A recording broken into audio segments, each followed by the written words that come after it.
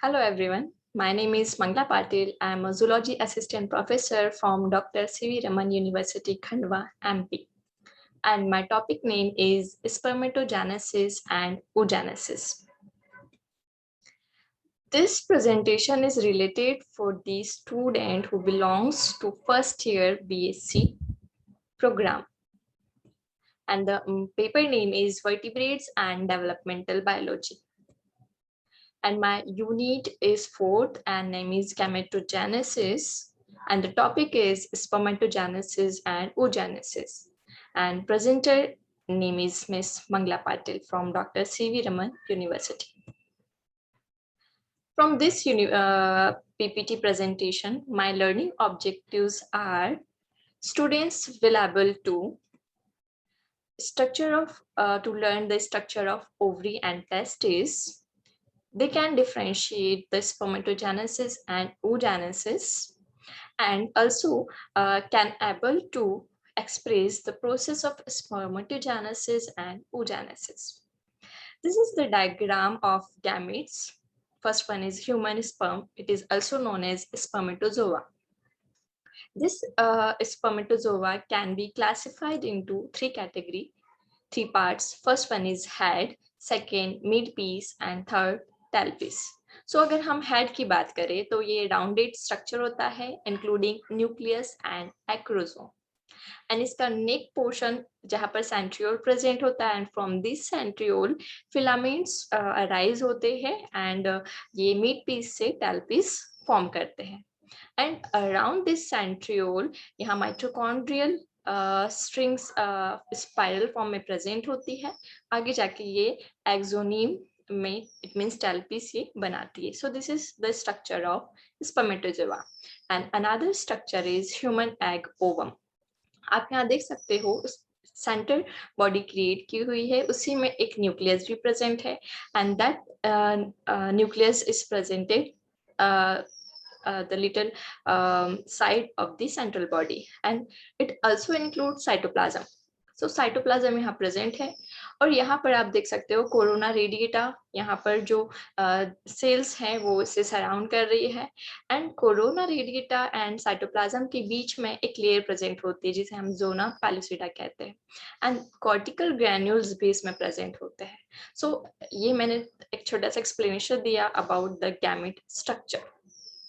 Next one is, अब हम differentiate करेंगे oogenesis को spermatogenesis से. कुछ माइनर से कुछ ऐसे डिफरेंशिएटिंग पॉइंट्स है वो हम इसमें देखेंगे. So first of all this spermatogenesis process occur into the seminiferous tubules. उसके इनर साइड जो जर्मिनल एपिथेलियम होती है, वहां पर जो सेल होगी उसको हम प्राइमरी स्पर्मेटोसाइट कहते हैं, and this primary spermatocyte undergoes the division.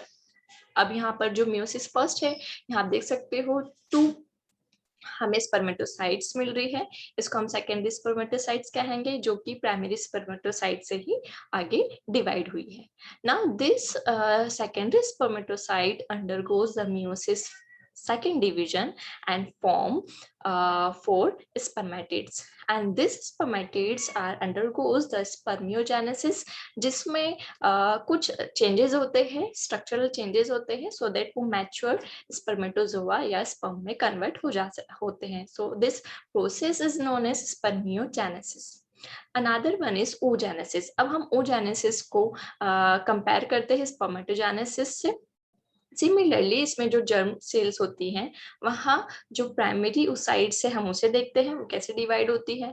So firstly अगर मियोसिस 1 के थ्रू डिवाइड हो रही होती है, सो यहाँ पर ये अनइक्वल डिवीजन होता है. मीन्स यहाँ पर अनइक्वल साइज से हमें रिजल्ट्स मिलते हैं, एक लार्ज होता है और एक स्मॉल होता है. जो लार्ज होगा उसको हम सेकेंडरी ओसाइट कहेंगे, एंड जो स्मॉल होगा वो हमें स्मॉल साइज में मिलेगा. अब आगे जब ये डिवाइड होता है फर्दर, तो म्यूसिस सेकंड में अगर ये जा रहा है डिवीजन के लिए, सो सेकेंडरी स्पर्मेटोसाइट्स ये एक अगेन अनइक्वल बॉडी साइज हमें रिजल्ट्स मिलते हैं. मींस एक स्मॉल पोलर बॉडीज होती है और वही एक हैप्लॉइड ओवम होता है जो कि लार्जर शेप का होता है. So all over this oogenesis process हमें रिजल्ट्स में 3 पोलर बॉडीज मिलती है एंड 1 बिग साइज्ड ओवम मिलता है जो कि हैप्लॉइड होता है. सो यहाँ पर कंपैरिजन हम देख सकते हैं on the basis of results. हमें स्पर्मेटोजेनेसिस में 4 स्पर्मेटोजोआ मिल रहे हैं, बट oogenesis में एक ही हमें ओवम मिलता है। Now the next one is difference between spermatogenesis and oogenesis on the basis of theory. So हमने पहले डायग्राम बेसिस पे देखा, हम थ्योरी बेसिस पे देखेंगे। स्पर्मेटोजेनेसिस में जो रिजल्ट्स होते हैं 4 गैमेट्स हमें मिलते हैं इच प्राइमरी स्पर्मेटोसाइट्स के थ्रू। उसका जो रिजल्ट होगा वो 4 गैमेट्स होगा, बट oogenesis में एक गैमेट बनता है प्राइमरी oocyte से। So this is the major difference between spermatogenesis and oogenesis. Now the next one is spermatogenesis में हम देखें तो हमें 4 स्मॉल गैमेट्स मिलते हैं जो कि इक्वल साइज के होते हैं, बट जो oogenesis है इसमें टोटली डिफरेंट है। हमें एक ही लार्ज गैमेट मिलता है जो कि ओवम होता है, एंड रिमेनिंग 2-3 जो होती है पोलर बॉडीज होती है जो कि स्मॉल इन साइज होती है। Next topic of differentiation is cytoplasm. So spermatogenesis में हम देखें तो cytoplasm जो होगा वो spermatocyte से shed off हो जाता है, but in oogenesis जो cytoplasm होगा वो large gamete में conserved रहता है जो कि increase होता है। So final जो gamete होगा वो large amount of cytoplasm contain करता है। स्पर्मेटोजेनेसिस में अगर हम देखें डिप्लोटिन एक स्टेज होती है जो कि बहुत इंपॉर्टेंट होती है, शॉर्ट ड्यूरेशन के लिए होती है, बट oogenesis में डिप्लोटिन स्टेज जो होगी इसका जो ड्यूरेशन होता है थोड़ा लॉन्ग होता है। And last differentiating point is कि जो स्पर्मेटोजेनेसिस में जो गैमेट बनते हैं इट इज फंक्शनल फर्टिलाइजेशन के लिए ओनली, और ये आफ्टर मियोसिस ये कंप्लीट हो जाता है। बट इन oogenesis जो हम फंक्शन देखते हैं इसका गैमेट का, ये मियोसिस कंप्लीट होने के पहले ही ये फंक्शनल रहता है। Now, next, this slide is the process of spermatogenesis. अब हम देखते हैं जो साइकिल होगी इसमें हम कुछ नंबर ऑफ स्पर्मेटोजोआ देखेंगे जो कि रेपिटेटिव मैटेटिक डिवीजन की वजह से स्पर्मेटोजोआ इसमें नंबर्स में इंक्रीज होते चले जाते हैं बाय 2 meiotic डिवीजन। सो जो एक्चुअल जो 4 टाइप्स ऑफ स्पर्मेटोगोनिया होते हैं, एक्चुअल में जो मैच्योर स्पर्मेटोजोआ है जो कि इनिशियल डिवीजन के बाद, जिसे हम बात करें A1 स्पर्मेटोगोनियल, एक्चुअली थोड़ा ग्रेटर साइज का होता है as compare to result 96। So this is the proceeding cycle. सो A1 अगर हम बात करें फर्स्ट सेल होगी जो कि डिवाइडिंग फेज में 2A1 हमने स्क्वाड्रिस किया है, ये A1 अगेन डिवाइड करके रिजल्ट बनाएंगे अगेन ये। सो ये कंप्लीट जो साइकिल हम बता रहे हैं इसमें जो नंबर ऑफ स्पर्मेटोजोआस है ये क्या हो रहा है, इंक्रीज हो रहे हैं। 3A2 फॉर्म होगा, देन 3B1 फेज में जाएगा, देन नंबर्स इंक्रीज हो रहे हैं 12B2, देन उसके बाद हम देखें तो नंबर ऑफ स्पर्मेटोसाइट्स हमें 24 मिल रहे हैं। This undergoes the meiosis 1 which is reductional division, जिसमें हमें 48 सेकेंडरी स्पर्मेटोसाइट्स मिल रहे हैं, and this spermatocyte undergoes the meiosis 2, it is equational division.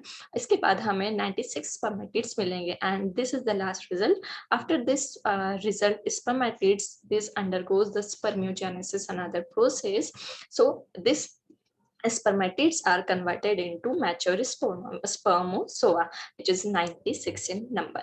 So this is about the spermatogenesis and spermatogenic cycle. So this is the arrow which indicates the proceeding part of formation. And similarly the formation of spermatids अगर हम देखें तो इस तरीके से हम phases में भी देख सकते हैं। First one is multiplication phase, second is growth phase, third is maturation phase. तो हम सिर्फ डायग्राम को यहाँ देखें तो spermatogonia which is diploid in number 2n, mitotic division के बाद जो प्राइमरी स्पर्मेटोसाइट बन रही है वो भी कैसे होगी, 2n होगी, डिप्लॉयड ही होगी। बट मियोसिस फर्स्ट के बाद सेकेंडरी oocyte स्पर्मेटोसाइट तो बनते हैं बट ये हैप्लॉइड नंबर में होते हैं, and after meiosis second division ये इक्वेशनल डिवीजन में जाएंगे। सो हमें 4 स्पर्मेटिड्स मिलेंगे which is that all are and so spermiogenesis के बाद यही कन्वर्ट होकर हमें spermatozoa mature sperms हमें यहाँ पर मिलते हैं. So this is the phase diagram and it is the explanation. First one is multiplication phase. ये प्रोसेस को हम proliferation phase भी कहेंगे, renewal of spermatogonia भी कहेंगे. इस फेज में जो डिप्लॉयड स्पर्मेटोगोनिया है मल्टीप्लाई करती है माइटोटिकली एंड फॉर्म करती है स्पर्मेटोसाइट एंड इसको हम स्पर्मेटोगोनिया भी कह सकते हैं. Next one is growth phase. Growth phase में ये जो स्पर्मेटोगोनिया है, ये इस ग्रोथ फेज में क्या होता है, इसमें लिमिटेड ग्रोथ होगी और यहाँ पे वॉल्यूम होता है, इंक्रीज होता है एंड आरएनए डीएनए डबल हो जाते हैं. सो यहाँ पर जो रिजल्ट्स मिलते हैं वो रिजल्ट होते हैं primary spermatocytes which is diploid in number. Now the next one is maturation phase. अब हम यहाँ देखिए जो primary spermatocytes है ये enter होगा, maturation phase में जाएगा and the first meiotic division यहाँ पर जब divide हो रहा है तो primary spermatocytes to haploid secondary spermatocytes में convert होते हैं. So this is the formation of spermatids and last one this secondary spermatocyte undergoes the second meiotic division which simply form the 4 haploid spermatids. Similarly, अब हम देखेंगे कि formation of ovum कैसा होता है. So this oogonium it is the first cell, it is a germ cell and mitosis division के बाद ये ओगोनियम में convert होता है. After cell growth इसको हम primary oocyte कहेंगे. Meiosis first के बाद secondary oocyte and first polar body बन रहा है. It is the arrow diagram of formation of ovum and this after the meiosis 2 it is converted into ovum and second polar body. And from the primary oocyte to convert it into secondary oocyte, this division is a reductional because यहाँ reduce होते हैं chromosome number. So this is the formation of ovum. Phases again similar, हम similarity देखेंगे oogenesis के साथ spermatogenesis की, but इसमें maturation phase थोड़ा different होता है spermatogenesis के comparison में. So multiplication phase अगर हम देखें तो यहाँ पर ये भी primordial germ cells होगी जो divide होगी and oogonias बनाएगी and these oogonias are divided by mitotic division and also form primary oocytes जो कि ग्रोथ फेज में जाएंगी एंड ग्रोथ फेज में जाकर ये जो प्राइमरी oocytes है इसका भी साइज इंक्रीज होगा और इसका साइटोप्लाज्म न्यूक्लियस इंक्रीज होने के बाद इसको हम कहेंगे कि जो प्राइमरी oocytes है वो रेडी होती है मैचुरेशन फेज में जाने के लिए. Now this undergoes this maturation phase, this it is the platform of meiosis division and यहाँ पर meiosis जैसे ही होता है तो primary oocytes firstly first polar body and secondary oocyte बनाएगी.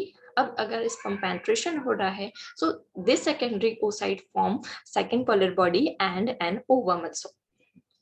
And this secondary oocyte get converted जो कि Graafian follicle में convert होती है और जब वो rupture होती है तो वहां से रिलीज होता है and इस process को हम कहेंगे ovulation. Secondary oocyte haploid ovum बनाएगी and haploid second polar bodies बनेगी. It is the result of oogenesis. अब हम इस प्रेजेंटेशन के बाद अब मैंने कुछ सेल असेसमेंट के लिए कुछ क्वेश्चंस रखे हैं जो कि हम आपसे डिस्कस करना चाहेंगे. फर्स्ट अगर हम बात करें dash dash dash is immortal, तो इनमें से कौन सी ऐसी सेल है जो इमॉर्टल है, डिवाइड नहीं हो सकती. जर्म सेल, अगर हम बात करें जर्म सेल की, it can be divide and it is a life. Somatic cell it also divisible. Glomerular cell it is also divisible, but the cell of pituitary it can't. So the answer dash dash is immortal means the cell of pituitary is immortal.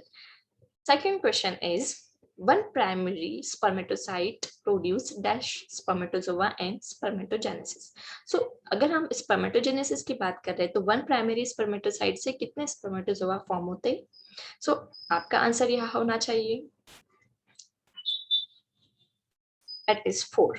तो हम देखते हैं यहाँ पर हमारा जो result होगा वो यहाँ पर क्या होगा 4. The next proceeding assessment, which of this happens during this spermatogenesis? इनमें से क्या होता है? तो first one is mitosis, second meiosis, mitosis, meiosis and none of this. तो हम जब बात करते हैं spermatogenesis की तो obvious सी बात है दोनों ही division important हो जाते हैं, mitosis and meiosis both. So the answer which is display here is a green color. So it is our answer. Fourth one is the formation of polar bodies occurs during, अगर हम बात करें polar bodies का formation किस process में होता है, तो first one is spermatogenesis, second is spermatogenesis, third one is gametogenesis and fourth one is oogenesis. So obvious सी बात है, हमने study किया, तो it is the self assessment question.